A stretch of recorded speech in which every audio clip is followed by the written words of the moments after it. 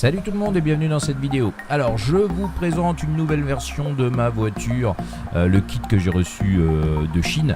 Donc j'ai un peu modifié, j'ai supprimé le servo moteur et le détecteur à ultrasons pour la commander avec mon smartphone. J'ai ajouté aussi, comme vous pouvez le voir, des LED qui vont simuler les phares, qui sont protégés par des résistances de 200 ohms. Alors ça tient avec du double face, mais bon, ceci dit c'est voué à être démonté, remonté, donc j'ai pas fait trop dans le détail. Là vous pouvez voir le fameux module HC05 Bluetooth qui est vraiment pas cher, quelques euros, et ici le Shield V5 qui est posé au-dessus de l'Arduino Uno, et à côté en rouge le contrôleur pour les moteurs, un LN298.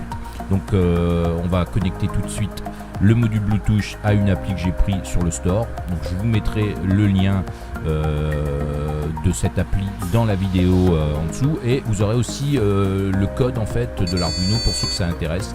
Comme ça peut être assez sympa. Donc la voiture est alimentée par 4 piles comme vous pouvez le voir, qui sert à alimenter les moteurs, et une pile 9 volts pour l'Arduino. Alors voilà, vous pouvez voir que ça fonctionne assez bien au niveau des phares et du klaxon. Et là on peut même utiliser l'accéléromètre pour déplacer la voiture, donc vers l'avant, vers l'arrière, gauche droite. Vous pouvez voir que ça fonctionne et ça répond assez bien.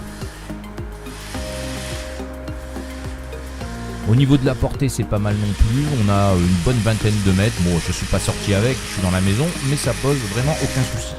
Et ça répond vraiment, comme vous pouvez le voir, très bien.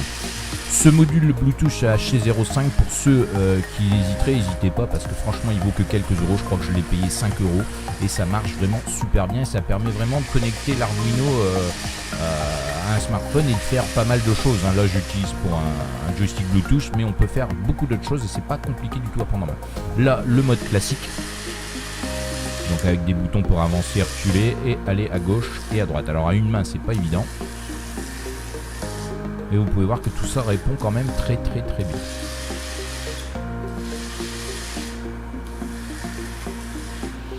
On va essayer d'allumer les phares. Alors c'est pas évident à une main. Voilà.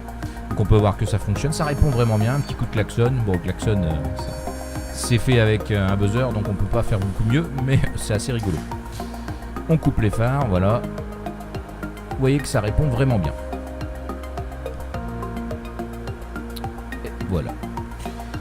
Alors pour ceux qui hésiteraient à se mettre à l'Arduino, allez-y, parce que franchement il n'y a pas longtemps que je m'y suis mis et c'est très simple. Ça demande un peu de temps, mais franchement c'est pas compliqué du tout. Au départ, ce qui est assez embêtant quand vous prenez des kits chinois, c'est que vous n'avez pas de notice, donc il faut vous débrouiller, aller sur le net, essayer de comprendre, faire des petits tutos, mais ça fonctionne vraiment bien.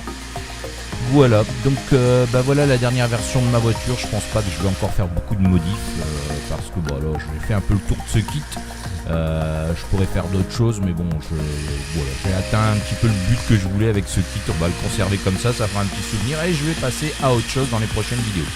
Voilà, donc n'hésitez pas à mettre un petit pouce bleu sur la vidéo, à vous abonner si ce n'est déjà fait, et puis moi je vous dis à bientôt pour une prochaine vidéo.